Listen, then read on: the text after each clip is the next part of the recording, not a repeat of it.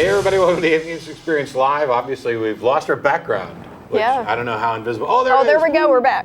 It's amazing. We are live. It is Father's Day. Yeah. June 15th, 2014. I talked to my dad today.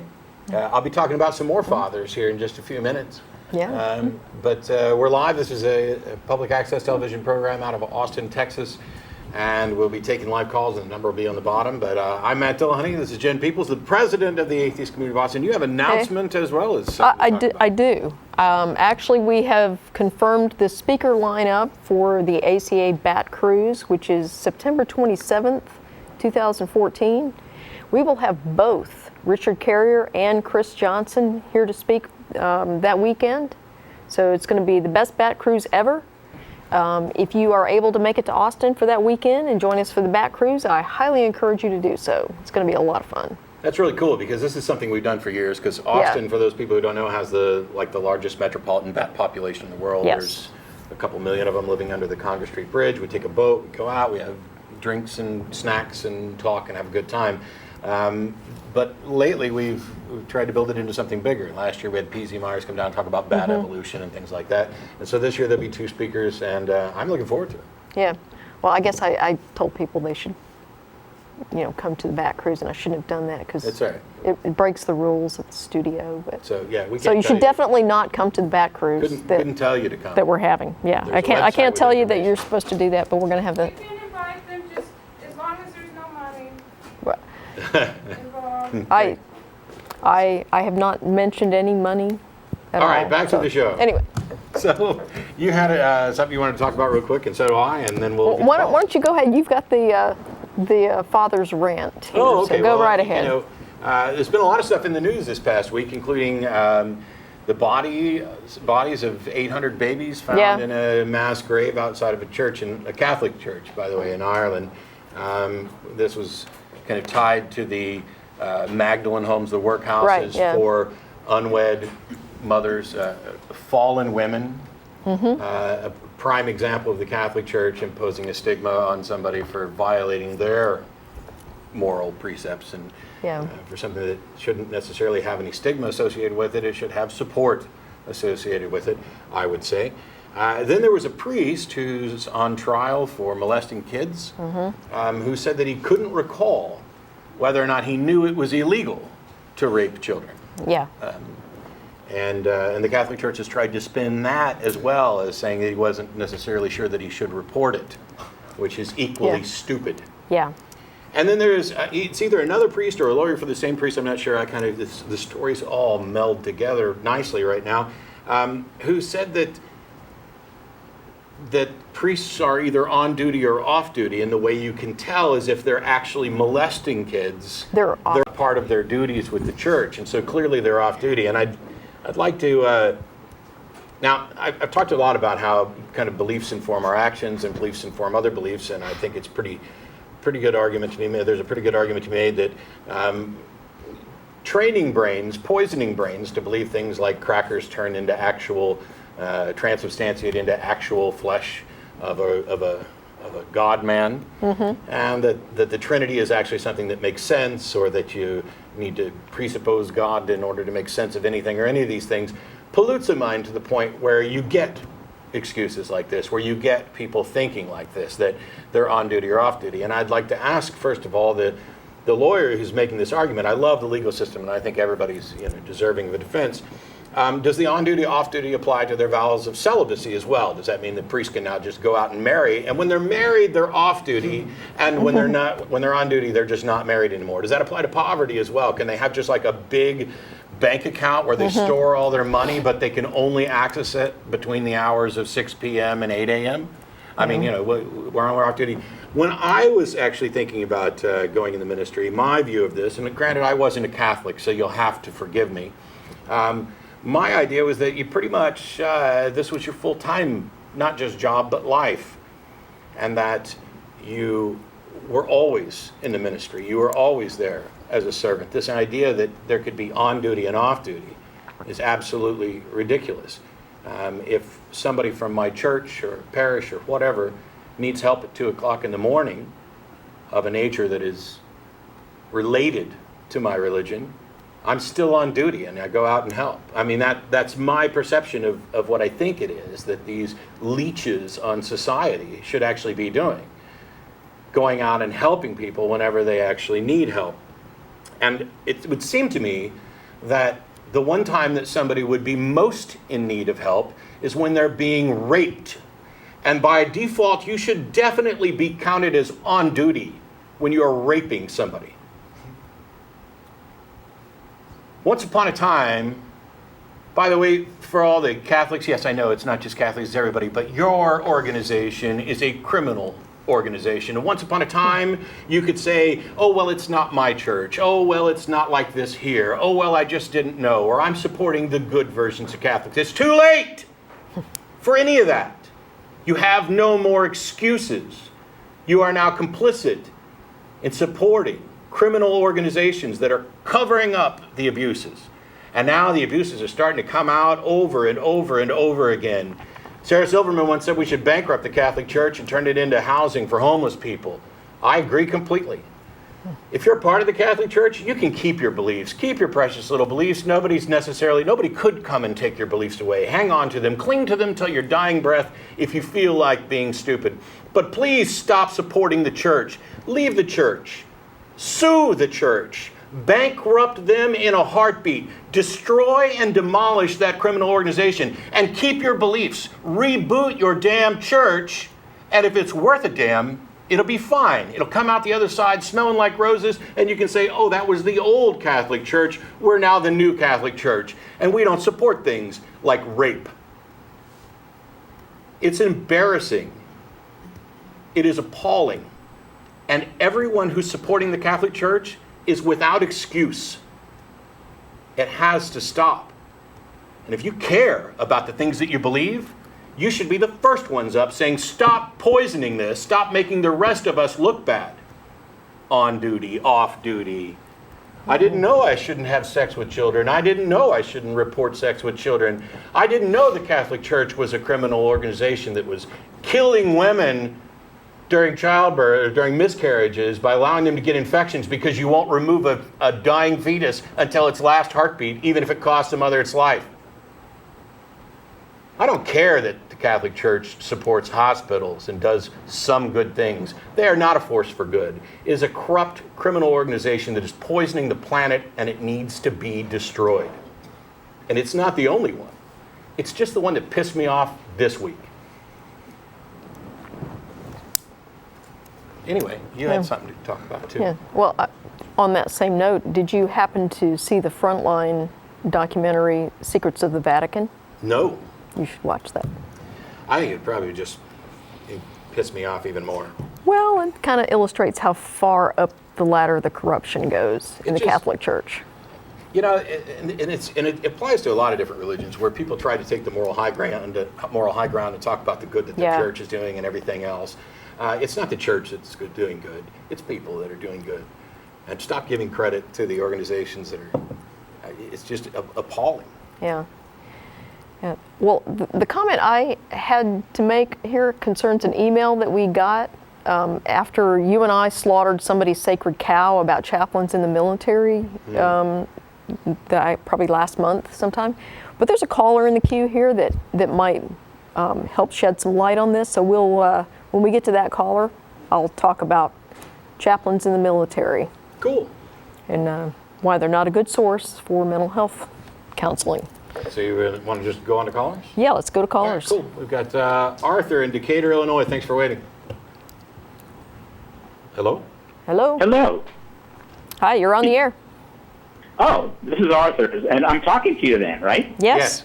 Okay, first caller. Well, I'm delighted to be on your show. I enjoy listening to you. I've listened to you for some time. I describe myself as a skeptical secularist. I just wanted to talk about faith and how atheists and theists seem to talk past each other sometimes. Now, I've heard Matt kind of rail against people who claim to have faith because there is generally the notion that you're believing something lacking evidence. And I understand that point of view. I was listening to the podcast Unbelievable with Matt you had debated on that Christian-centric show. Yeah. That went out of England. I was curious to know what your take was on it. I thought it was the moderator was quite good, and it was quite fair. And I don't know if what your impression was. I don't have any complaints about the moderator. I thought some of it went pretty well. Yeah. But I also thought, David Robertson, the guy I debated, had to write a blog post explaining to both theists and atheists who thought that he was just being an ass through the whole thing, explaining why he was being an ass. Other than that, I don't really have any objections. There's always room for improvement for everybody on all sides. Yeah, and I agree with you on that. But I did listen to a couple of points that he made between you, and I thought sometimes I wonder if, as a result of these debates, you find that in hindsight you think of some other points that could be made. Every single time. Oh, okay. When I leave the show and drive home, I replay the entire show in my head and think of all the things that I could have said and would have said last week. Granted, I was pretty high on Benadryl that week, but there were points to be made about the fact that the Hebrew language did have a word for sphere, and that the Greeks came up with atomic theory 500 years before the verses that were being talked about. Stuff that either didn't occur to me or didn't have the facts straight in my head. Whatever. When I leave a debate, I'm replaying that as well. There were mistakes made during every single debate that I've ever done, and the goal is to try to correct them and do better next time. Yes, and I went through the same process after that debate, thinking what could have been said. But my impression was that he was more inclined to debate. I think your approach was more in the realm of discussion. So you were there's a little bit of. It can sometimes appear that way because what he was doing and what some other people are doing or have done is attempt to shift the burden of proof. Right.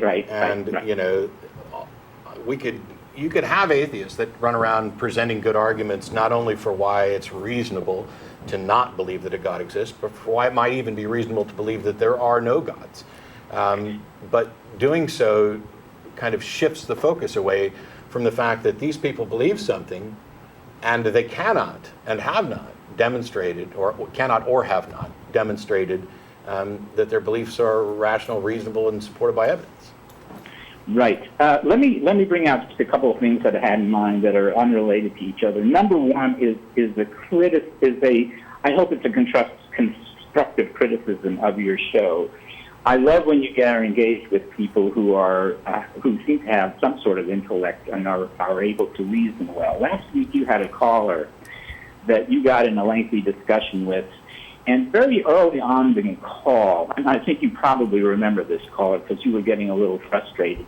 I don't think it would be harmful to shorten the engagement when you're discussing with somebody whose thinking is so impaired that you're not going to get anywhere with them. Have you had that thought at all? It's a difficult, so you figure most call-in programs, you're going to get 30 seconds, maybe a minute. Yeah. We do tend to have longer discussions. It's difficult. First of all, we've had prank callers that have called over and over again. I've heard your host show enough, but I get frustrated listening when I know you should just end it a lot sooner, because you must have other callers that are a little more interesting than the ones you have. Well, but see, that's the other thing is I don't necessarily know that any other, like there's two other people on hold right now. I have no idea if they're more interesting or better reasoners than you are. Well, I hope I can make this worth your while. I take your point on the issue of faith. I wanted to get your take on this. There was a very interesting debate on Unbelievable Podcast in which the fellow's name was, the atheist was Professor Boglosio or something like that. I don't know if the name rings any bells. Yeah. But anyway, the point that he made against the theists with whom he was debating gave an analogy that I thought was quite interesting that illustrates how faith may be relevant. And that was this, that you're about to jump off an airplane, your instructor packs your parachute just before you jump. You if you believe he packed your parachute correctly, that's not going to determine whether you jump. You have faith in him, and that's what leads to the decision to jump. And I don't think it's fair to, okay, there are a number of different connotations for the word faith. Yeah. And what the theists are doing is equating their faith with other uses of faith that may seem reasonable. And so I just don't use the word entirely. I don't think that I have faith in the religious sense in anything, and I don't think jumping out of an airplane with a packed chute is faith in the same way that the religious have faith. Okay. Because first of all, you're responsible for checking that your chute is packed. Well, having actually jumped out of an airplane with a parachute, I agree that's not faith. I mean, have you ever jumped out of an airplane? Me, but I mean, if you don't know how to pack your air chute. Okay, I don't know how to pack my chute either. Yeah. But that's still not an act of faith.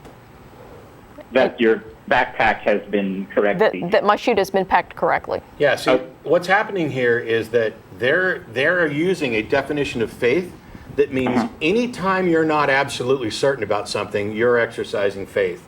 And that's just ridiculous, because there's pretty much nothing that we're absolutely certain about, or at least I don't see any reason to think we're absolutely certain about. If I'm going to jump out of a plane, well, first of all, I'm probably not going to jump out of a plane. I'm not going to get pushed. That's because you're faithless, Matt. It's because I don't have a high enough confidence level to make it worthwhile. But if I was forced to, I mean, if there was no other choice, then I'm not taking a leap of faith. I'm doing what I need to do, and I'm hoping that things turn out well. But it's not that I necessarily believe or that I am absolutely certain that my chute's going to open. This is the equivocation fallacy. They're saying anytime that you're not absolutely certain, you're exercising faith. And what I'm saying is there are reasonable certainties. There are degrees of being convinced and being reasonable about something that don't even come anywhere near absolute certainty and yet are still viable. And religious belief is nowhere near that. They haven't even demonstrated that there's a there. Yeah. And yet they're trying to claim that, well, you're not absolutely certain about this. I mean, it's like saying that I'm not absolutely certain that the brakes on my car work, and so that this is equivalent to gambling at a craps table, where I don't know what the outcome of the die roll is going to be. Those two things are not equivalent. I take your point, but I am still comfortable in saying, at least it does have meaning to me to say I have faith in my own judgment and in my own convictions. Okay. And this is not religion. So I think to some extent there's a little semantic discrepancy between the two. I take your point about in the religious context. By the way, the Oxford English Dictionary, according to the theist position, does not talk about evidence in the definition of faith is absence of evidence. Yeah, and I couldn't matter because dictionaries aren't authorities on meaning, they describe usage, and so you're going to find different things in different dictionaries. Right. But the reason is, if you're comfortable using the word, by all means. I'm not, and I think for very good reason, because if you don't use the word, if you continually focus on their usage and use some other words for what you're meaning, then you avoid the equivocation fallacy. As soon as you start using the word, you're allowing for confusion and the equivocation fallacy. Yeah, the only context I'll use is, I have found to use it is not only religious, but in just those two instances. By the way, on the subject of morality, and you can tell me if time has run out, this is something that has really intrigued me for a while, and that springs from your debate with this David, whose last name eludes me, on the Unbelievable podcast, in which he talked about Auschwitz. Yeah. I am toying with the idea that something that atheists kind of shy away from, because they are kind of accused of reducing morality to nothing more than survival of the fittest from the theist position, as opposed to I don't know that that's anybody's. I mean, that's kind of.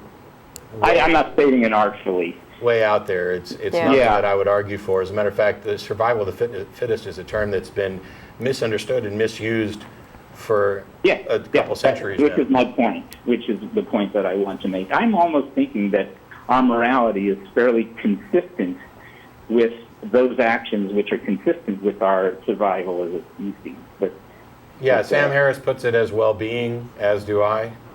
Yeah, okay. But it's not, That's fine. It's not that simplistic survival of the fittest thing. By the way, I have a couple of I have a couple of pet peeves that are that really don't require a response, but maybe you've heard. Then it's probably best if you just send an email to tv@atheist-community.org, and we can look at the pet peeves there, because I've got a bunch of other callers waiting. Well, thank you for taking my call, and I appreciate it. Sure, thanks, Arthur. Thanks. Okay, bye.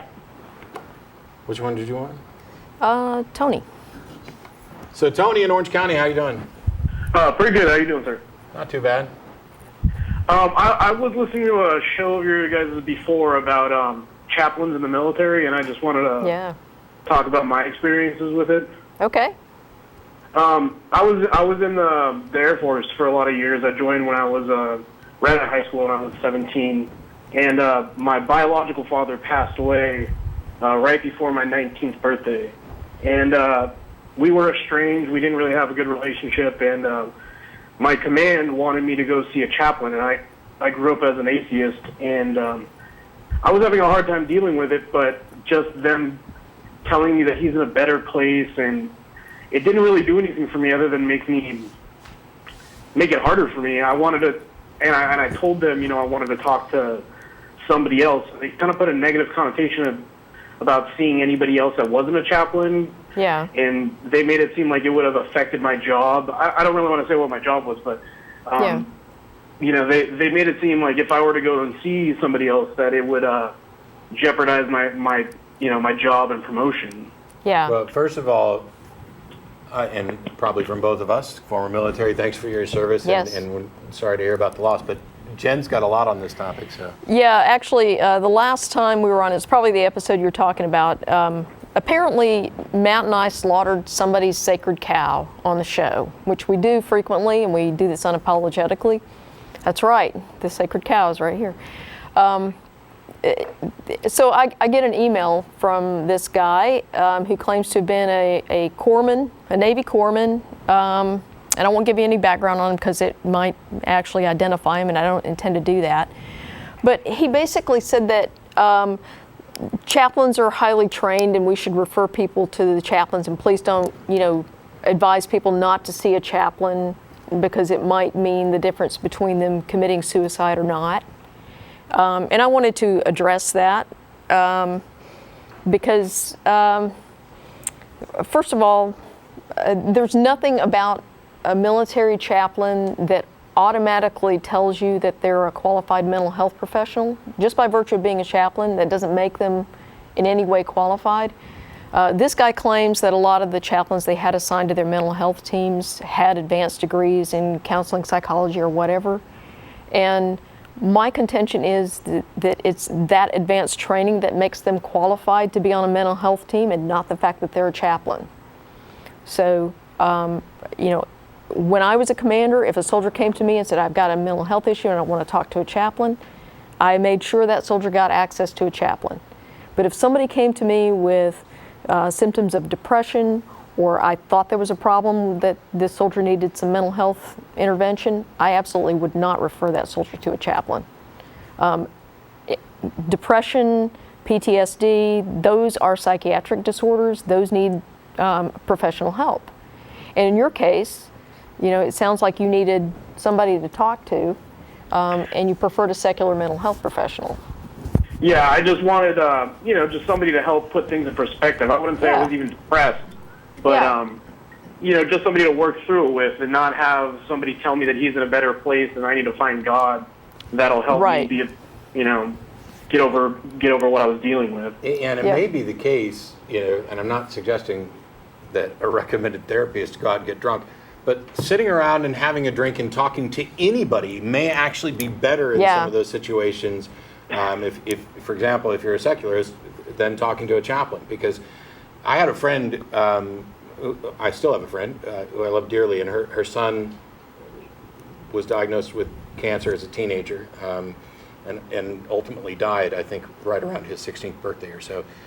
And she's a believer, and I'm not. and her family is full of people who believe.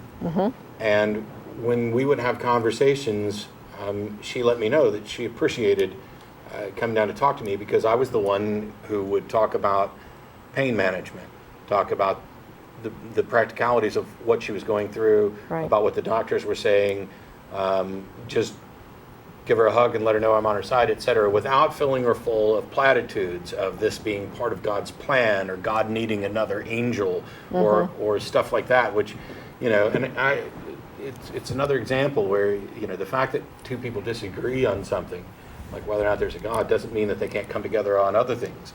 And in the position that she was in, she appreciated the fact that there was somebody who wasn't going to say the sort of things that a chaplain might say. Yeah. Yeah, that's ultimately what happened. One of my atheist friends that I was stationed with, we just went out and, had a couple beers, and, Yeah. basically that's how solved it. Yeah, sometimes that's all you need. And the other thing that happened in the course of this email situation with this guy, that I was actually not even going to give him any more attention, but he contacted Seth Andrews to complain about the email trail. It's like, okay, dude, you didn't get the answer you wanted from me, so you're emailing one of my friends to complain? I mean, that's just way over the top. But aside from that, he's out there promoting some factually incorrect information, and it's contributing to the stigma attached to seeking mental health treatment in the military. And this is just shocking to me from someone who claims to be a mental health guy. What he said was that your commanding officer can have access to your medical records, and that is not true, okay? There are two different ways of getting mental health treatment in the military, okay? One is when you're command directed, and that's your commander tells you got to go. So something about your behavior or your mental state has caused the command to take official notice of you, and they send you to treatment. And that can be accompanied with disciplinary stuff or not, depending on what your behavior was. The other route is self-referral. If you self-refer to mental health, there's no penalty for that, and whatever you do, whatever the reason for that is, the command can't take legal action against you or even administrative action against you based solely on your self-referral to mental health. So if you need counseling or whatever, that's not a black mark. And when I was a commander, if a soldier came in and said, hey, I got a problem, I need to talk to somebody, I took that as the soldier taking responsibility, and I would never hold that against somebody. That's what we expect of soldiers, that they come in and recognize they have a problem, they're going to take care of it. It's a problem pretty much uniformly, where Yeah. we have stigmatized people with mental health issues. Yeah. And that discourages them from getting help, when taking the steps to actually get help for a problem it should be laudable. Right. I mean, this is you recognizing that there's a problem, taking responsibility, and instead of being, ostracized or criticized, you should be applauded for doing that. Yeah. But the other thing is that advising people to go to the chaplain with mental health issues, aside from the fact that you have no idea whether or not that chaplain is qualified based solely on their being a chaplain, okay? The other problem is that it's generally understood that when you go into the chaplain's office and you want to have a protected conversation, so something that they can't tell anybody else, the magic words are, I'm here for spiritual counseling. If you tell them, I'm here for spiritual counseling, then that's a privileged conversation, and they're not supposed to disclose that. The problem with that is that if you're actually depressed or suicidal, or you have some other psychiatric issue that really does need medical intervention, and you go to the chaplain for it, it's not documented in your medical records. So then later on, you get out of the military, you continue to have mental health issues and you need treatment. The VA is going to take a look at your medical records, and they're not going to find that documented there. And they're going to say, you know what, this is not a service-connected disability. You can't get a disability rating for it, and you may or may not actually be eligible for treatment for it. And correct me if I'm wrong, but if you walk into a chaplain's office and say, I'm here for spiritual treatment, even if there's a really smart chaplain who now knows that you need secular therapist help, from a psychologist, Right. they can't say anything. Right. And they can't force you to do anything. And so Right. you may have just blocked yourself from getting the sort of, I mean, they can suggest it. Yeah, they but can can't recommend do- it, but do yeah, they anything else. can't It's, they can't do anything.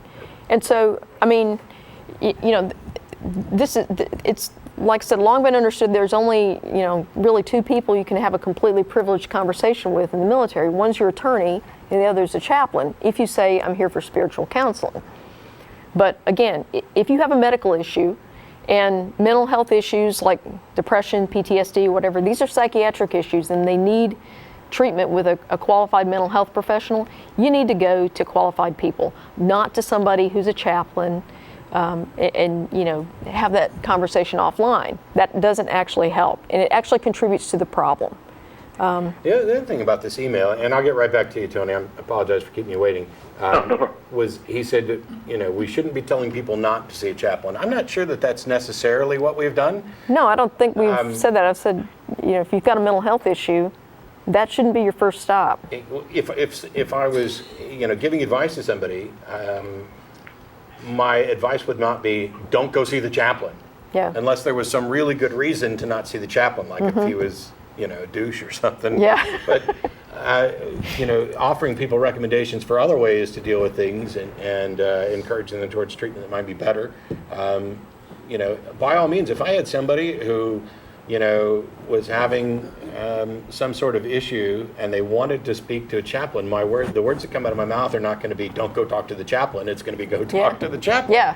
I mean, because it's not like we're saying that every minister, for example, is crap or anything like that. For example, Jerry DeWitt, his caring for people and his love for people and his advice and counsel didn't change just because he stopped being a Pentecostal minister.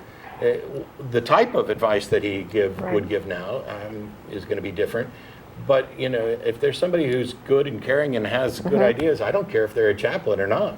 Well, and that's the thing. If Jerry DeWitt were, say if we had humanist chaplains in the military, and I had Jerry DeWitt as my humanist chaplain, and a soldier came in with symptoms of depression or some kind of serious psychiatric disorder, I would not refer him to Jerry DeWitt. As caring and understanding and as wonderful as he is, that's not the person that this individual would need.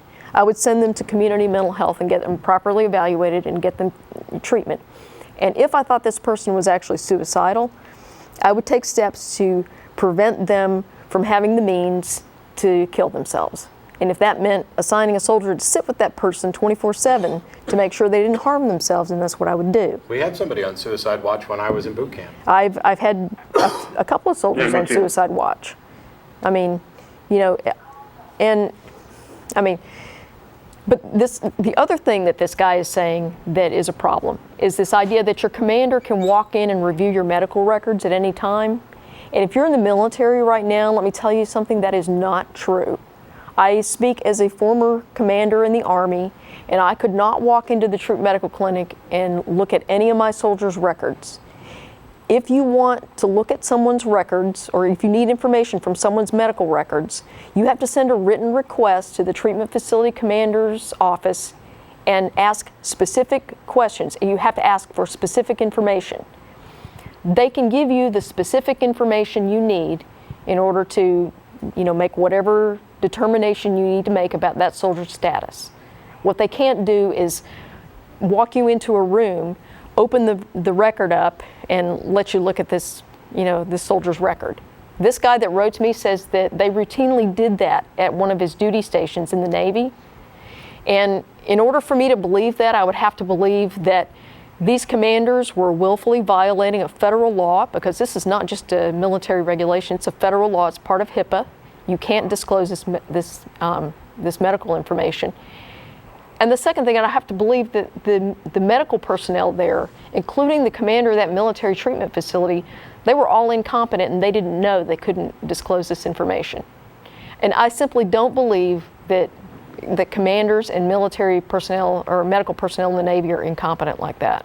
And if it was happening, somebody would need to step up and we need to get some more training. And if in fact he facilitated that, then he committed a felony, and he just admitted to it in an email here. So don't be afraid to go to the medical treatment facility and ask for help if you need help. And by the way, you have a right to know who's accessed your military records, okay? You can go in and submit a written request to the military treatment facility that maintains your records. Ask them who's accessed your records and for what purpose, and they have to give you that list. And the reason they know is because they have to keep a copy of those written requests that come in for that information. So well, that's good to know. I had no idea. But just to clarify, I actually just got out of the military recently, and I'm going to school on my GI Bill. Okay. I'm still in the reserves, but yeah, this happened a couple years ago. Just to clarify. Okay. Cool. Okay. Yeah, if you're in the reserves, be careful, because most of the violations I've found about people disclosing military records without authorization have been in the reserve units, because a lot of the clerks that maintain those records don't know they can't just hand them over to the commander. Yeah, I don't really do it. I just got out of the active, so I haven't done much with the reserve unit that I'm in. But I really appreciate you guys giving me that information. I thought the way they were telling me at the time, it seemed like if I went and saw some psychiatric help, that they could see it. I thought they would be able to look at my records. I had no idea. No, they can't. They can't access. They can do the written request thing, right? And I don't know what justifications they have to give, et cetera. But. Yeah. So one of the things I would ask, I would send a request over there if I had a guy that applied for, say, a security clearance. And I could ask if there's any information in his record that would make him a security risk. And there are actually profiles of people that present some kind of security risk, okay? Now, if a guy has an active addiction that he's being treated for, that's actually a security risk. And so the medical treatment facility commander would probably send me back a note saying, hey, he's self-referred for addiction treatment. And so I would take that into consideration as whether to grant him access to classified information. Again, that's not a black mark against him. That's actually protecting him so that he's not put at risk of disclosing classified information. Another example is had a soldier, he was actually a warrant officer in a unit who were getting ready to deploy to the first Gulf War. The guy was a Vietnam vet, and he had actually been in a post-crash fire before we had crash-worthy fuel systems in the Hueys, and he took a bath in JP4 and had lots of burns on his body and everything. And so the question I had as we were getting ready to deploy is, can this guy be safely deployed into this environment where he's going to be, exposed to extreme heat? Because one of the things that happens when you're burned is that it can affect your sweat glands. So I sent a request over to the military treatment facility to ask him if it's okay to deploy this guy. So those are examples of things you can ask and get an answer to, but you can't just go in and review the guy's military medical records. Well, that was one of my I needed a top secret clearance for my job, and I was worried that if I went and saw help, that they would be able to revoke my clearance and I wouldn't be able to do my job. That was my major concern at the time. And in reality, the only thing they could do, at the local level anyway, is withdraw your access. Revoking your clearance has to go all the way back up to, in your case, Department of the Air Force. Well, thank you guys. I appreciate it. Sure. I love what you guys are doing. Thanks. Thank you for your service, both of you. No, thank you. Thanks, Tony. Thanks for hanging out with us. Have a good day. So that went on a little longer than I thought it would, but hey. Sorry. We help somebody out. Yeah. David in Poplar Bluff, Missouri. Thanks for waiting. Hello. My name is David. Hello? And I watch our show. Hello? Yeah. I watch our show a lot, and I really like it. So I had a couple questions for y'all. Okay. My question was, does Jesus exist, and is it proof of it exist or ever existed? It sounds, I'm not making fun of you. It sounds like you're put a sock over the phone or something. I'm having it's all muffled. I can't understand what you're saying. Oh, I'm sorry. This keeps Wi-Fi thing. What was the question? I think he asked if Jesus exists. Ever exist? And I don't know. if he did, I don't know, but Richard Carrier is going to have a new book out addressing that topic. And he's coming to the Bat Cruise. Yeah, although you're in Missouri, so it'd be a little bit of a drive, but there's, what's written here is, did Jesus ever exist? Is there any proof that he didn't?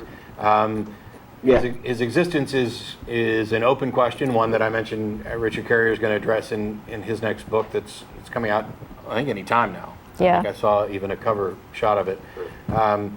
But it's not, asking if there's proof that he didn't exist. I don't know how you'd necessarily have proof that somebody didn't exist. Yeah. Even if you had proof, for example, that the stories about somebody were fictions, that doesn't mean that there wasn't necessarily some person at the core of it. But it seems to me that the fact that we cannot demonstrate really well so that it's obvious to everybody that this individual actually did exist, that's kind of a problem for Christianity.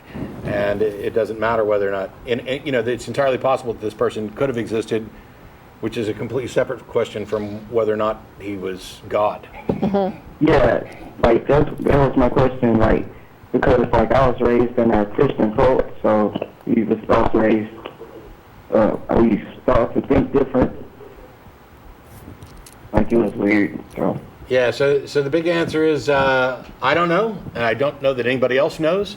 There's a bunch of people who claim to be very, very, if not absolutely certain that he did exist, and they don't seem to be able to provide much in the way of confirmation to that. It's not really a big deal for me. It would not surprise me. When we talk about whether or not somebody existed, you can package together all of the purported facts about them. Like, for example, George Washington, and you make a list of all the things that have been said about George Washington and reported. How many of them are, extraordinary, that they require something more than just saying it happened? And which ones are we pretty sure didn't happen, like the cherry tree thing? And for me, when I look at the story of Jesus, it's almost all cherry tree. The sorts of things that I would be willing to accept just based on somebody say so are incredibly trivial things that basically would leave us with, maybe there was somebody or several somebodies who existed around that time who said things like this, but we have no good reason to think that miracles were performed, or that this person was divine, or that they rose from the dead, or that zombies got up and marched on Israel, or on not Israel, Jerusalem. Yeah. So it's kind of, there could be a real person at the core of the King Arthur stories as well, but there's not enough information to conclude that it's anything more than a fictional account. Well, and if you look at the stuff that Jesus supposedly preached, and you look at the sort of the popular theological thoughts at the time, if you take out all of the outrageous stuff like the zombies marching on Jerusalem and the obviously supernatural stuff, and you look at just the core message there, it's indistinguishable from what were really popular theological movements at the time. Yeah, as long as you're looking at the people who were trying to change, right? Right. Yeah. This whole anybody concept who would claim of to have a Messiah. Yeah. This whole concept of salvation and this sort of thing. It was a very attractive theological belief system at the time. That parts of it are unique and different. I mean, for example, if you go to ironchariots.org, I've done a verse-by-verse deconstruction of the Sermon on the Mount, which I don't find to be particularly impressive at all. The reason I asked that question was, they like to believe that Jesus is totally different, but then in the Old Testament it was this way and there was this way only. So it's like they put a whole nother story in the Bible. I don't know what you said, David. I said it's like they put a whole other story in the Bible about Jesus, and then just said that Jesus isn't God, but he's all three. Yeah, there's something wrong with the phone line where I'm having a really hard time understanding what you're saying. So thanks for the call, but we're going to go ahead and move on. Mo in Toronto, thanks for waiting. Hi, I've listened to your show for quite a while, and I'm really a fan of you guys, but I'll get to it quickly because I realize there's only a little bit of time left. Yeah. Okay. So So I'm an ex-Muslim atheist, and I have a few things to talk about. My native language is not English, so kindly excuse me if the things I say don't make a lot of sense. I can already understand you better than the last caller, so. Okay, so I'll move on then. So my first question is about my own situation. It's regarding reversing the indoctrination that was the indoctrination during my childhood. So basically, I grew up in Pakistan, and I've come to Canada for studies, and I've been here for 3 years. And since I've been here, I've completely changed my worldview of things, basically starting centered around religion and a lot of things which religion claims, which are not necessarily spiritual. So Islam claims to be a complete way of life. It answers to a lot of questions regarding life, and a lot of questions which, for example, how to interact with the opposite gender, how to interact with other people like you of your own gender, how to what to think and what not to think about, how to think about stuff, how to talk, etc., etc. And when I was growing up, my mother, my parents, both of them, they sheltered me a lot, and she thought that perhaps if I was to mingle with a lot of people, then maybe I would get corrupted, and she was because of that logic, she was content with feeling sheltered from the world. She's right, by the way. She's right, by the way. If you stay in an insulated environment where everybody agrees with you, then your beliefs aren't going to be challenged. If you go out and interact with a whole bunch of people who believe a bunch of different things, then you are going to be corrupted, for lack of a better word, away from, or likely corrupted away from that indoctrinated position. I understand. So, but so it serves that purpose. But it's the point is just to show that, a lot of skills which I should have picked up during that time, I didn't. And it's much more extreme than I think Christianity preaches to or indoctrinates their children, children with. It depends. For example, it depends on what flavor of Christianity you're talking about. There are some that. So go ahead and give ahead. an example. Sure. So, for example, one of the things is if you're entering a washroom, you have to enter with your left foot, and even the very, very trivial stuff. For example, I still remember a few things. For example, once I remember I was playing with my cousins, and one of my cousins was female, and it was a girl.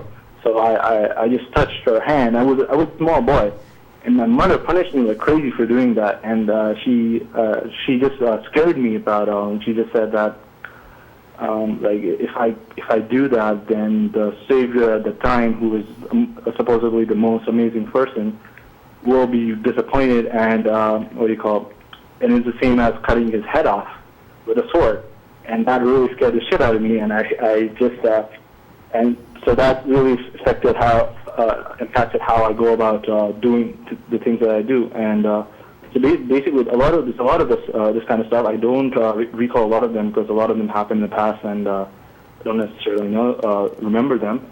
But so my question is, how do you advise me to go about reversing all these things and to assimilate myself in a different culture and also learn a lot of these different skills? Do you sort of understand what I'm talking about? Well, it seems to me that you're already kind of doing what you need to do, which is to start questioning these things and examining them.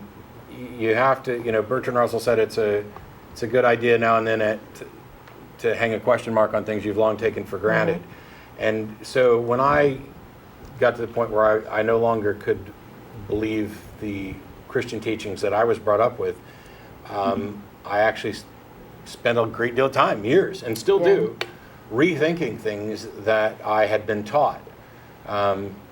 Granted, I wasn't taught that I needed to enter a bathroom with my left foot and leave it with my right, but there were other things like them, kind of broader. I mean, Islam seems to be, in many ways, focused on incredible minutia. Yeah. And I don't understand that word. Tiny little details that should be irrelevant. Mm-hmm. And it's enough to just start by realizing, okay, everything that I was taught, I should probably at least give one kind of rethink to, or think through it again. For anything, there's no easy way to kind of beat indoctrination. For example, it's as if your parents had taught you that your left hand is your right and your right hand is your left, and then you get out into the real world and you find out that everybody else associates with the opposite. It can be pretty difficult to beat that back, but it just takes work. You have to care more about what's true than whether or not it feels good or somebody smart or important to you told you. Okay. All right. So I have a few other things I want to talk about. So second thing I want to talk about is like you guys talk about Christianity a lot. Like most of the time, I see you guys talk about other religions as well, and but mostly you guys talk about Christianity. And I can understand that because you guys live in like U.S. and it's predominantly Christian. But I just want to make a request that if you guys can talk have a few more programs in tackling Islam, because I know there's a lot of people who are atheists who not, like for example, right now I'm an atheist and I'm really scared of coming out to and talking to anyone because I'm just gonna be like committing social suicide. Yeah. I would not. Yeah, I would lose every single person that I know. So if you can tackle Islam, and also because I feel it's a lot more dangerous than Christianity at this point. And obviously you have to keep tackling both of them, but just also to get an understanding of why you also don't tackle Islam a bit more. Yeah, it's in the United States where we air the show. It's not as big a deal to. Islam is not as much of a threat to civil liberties and individual rights. I would agree that worldwide Islam seems to be the more dangerous, if not the most dangerous, religion in the world. But the other thing is that it's a caller-driven show, so we tend to talk about what the callers talk about, and we don't get a lot of Muslim or even ex-Muslim calls. We can certainly try to do more in that area. The other thing is that none of us are particular experts. Yeah. Yes, And there are some really good experts. I have a number of friends, Mariam Namazi and Hina Databoy and Faisal, whose last name I can never quite get right, who are ex-Muslims who are doing a good job, Taslima Nasreen and others who are talking about the atrocities committed by Islamic regimes and attacking the foundations of it as well. And even Richard Dawkins in the last year or so has probably spent as much time tweeting about Islam as anything. Not that an individual tweet's going to change the world. But I have a difficult time talking about things that I'm not an expert in. Actually, that's not true because I'm not an expert in anything. I have a difficult time talking about things for which I know virtually nothing about. And I'm not comfortable enough with my knowledge of Islam to go after it. Relatively, I'd agree with you. Like, relatively, you probably don't know Islam as much, but like, given that you understand it's all, like you picked up that if in Islam you enter with the left and you exit with the right, so stuff like that. I'm pretty sure you know much more than it seems that you do. The last thing I want to talk about before the show ends. Hang on, Mo. Just before you get to that, one of the things I'll point out is that most of the discussions that when we get into, for example, the existence of God and whether or not it's reasonable to believe in a God, the classical arguments for the existence of God aren't about Christianity. They apply to Islam as well, and Judaism, and almost any other religion. And so when we have a conversation about, for example, the cosmological argument, that there needed to be a God, Christians begin with that argument, and then they glom on a second argument that adds Jesus in. And Muslims do the same thing. They'll begin with for example, the Kalam cosmological argument, and then say that this leads to Allah. And so if you attack the foundations, if you focus on critical thinking and skepticism, if you focus on the sort of arguments that apply to all religions, that there's no good reason to think that any of this is true, that we shouldn't rely on authorities, whether it's a priest or an imam, then I think it's fair to say that we're dealing with all of them. Yeah, I understand your point, like regarding a lot of the cosmological argument, ontological argument, a lot of those kinds of arguments that they bring forth are not really good. But the thing is, like most of the population, aren't really good in philosophical thinking and can't really see these fallacies. Yeah. So a lot of them pose to even like in Muslims, a very big thing is this assumption that, or this thinking that in the Quran we have a lot of scientific miracles which could not be explained by any other, because, for example, because there are these things mentioned in the Quran which are supposedly scientific, and there is no other explanation for those things to be written in that way in the Quran. So other than that, yeah. So that's actually what I mean about talking about critical thinking and skepticism, because when somebody says there's no other explanation for this except for God, what they really mean is there's no explanation for this, because God has not been demonstrated to actually be an explanation for anything. That is, I mean, the fallacy that they're using there is a version of the argument from ignorance. I think Dawkins dubbed the argument from personal incredulity, which is, here's this thing that we can't explain unless we invoke a God to explain it. Well, that's basically defining an explanation into existence. A God that can do anything could possibly be the cause of anything and could possibly serve as an explanation for everything. And so it doesn't do any good to say that God explains this. You could invent anything. What's the best explanation for the universe? That a God created it, or that universe-creating pixies created it? We have no reason to believe in either of them, and both of them serve as a perfectly acceptable cause because they've been defined in such a way that they serve as the cause. I understand that. I think I was talking more about them justifying, first showing that the Quran is... oh my gosh. Hey, I got to stop you because we just ran out of time. There's like 30 seconds left. I had no idea. I apologize. Thanks for calling in. We'll try and call back next week. Thanks a lot. As a reminder, after the show's over, we go to El Arroyo. They had the address up on the screen while we were talking. And we'll see you all next week.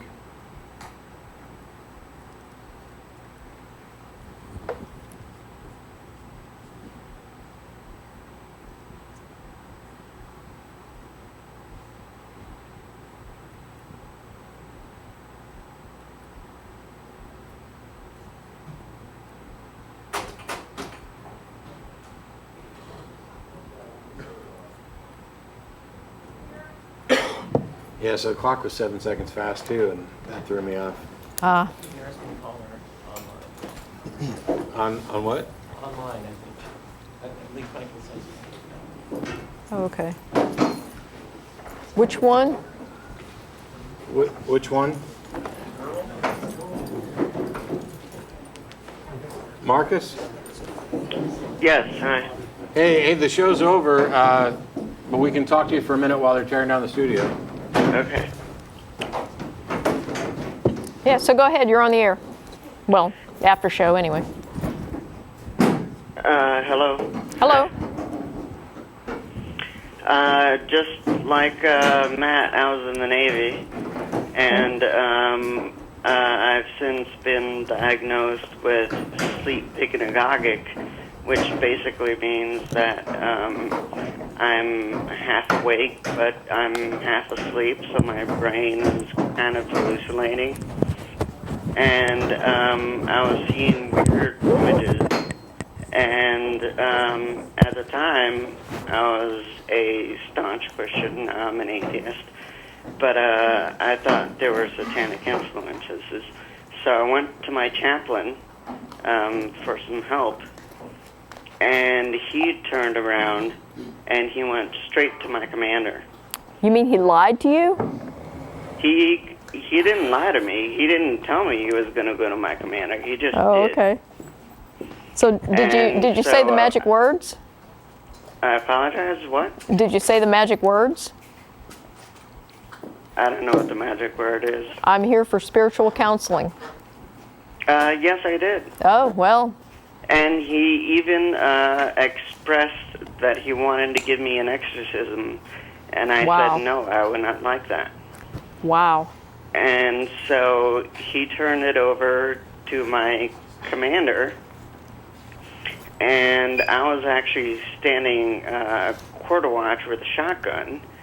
and 2 military policemen came up to me with M16s and took me in. Yeah. Wow. And so I don't think it's always the right idea to go to your chaplain. Yeah. I mean, which is what I think Matthew suggested earlier on. You can correct me if I'm wrong. no, nobody here suggested going to the chaplain. If you ask to go to the chaplain, that's one thing. If you didn't ask to go to the chaplain and somebody sent you there against your will, that's another thing entirely. No, I asked to because I thought it was a spiritual attack. Now I'm an atheist. Okay. But back then, I was a very staunch Christian, and I just wanted some kind of spiritual help. Yeah. Well, we're glad I ended up getting kicked out of the military because of it. Oh, well, I'm sorry about that. But thank you for your service, and glad you found your way to reason.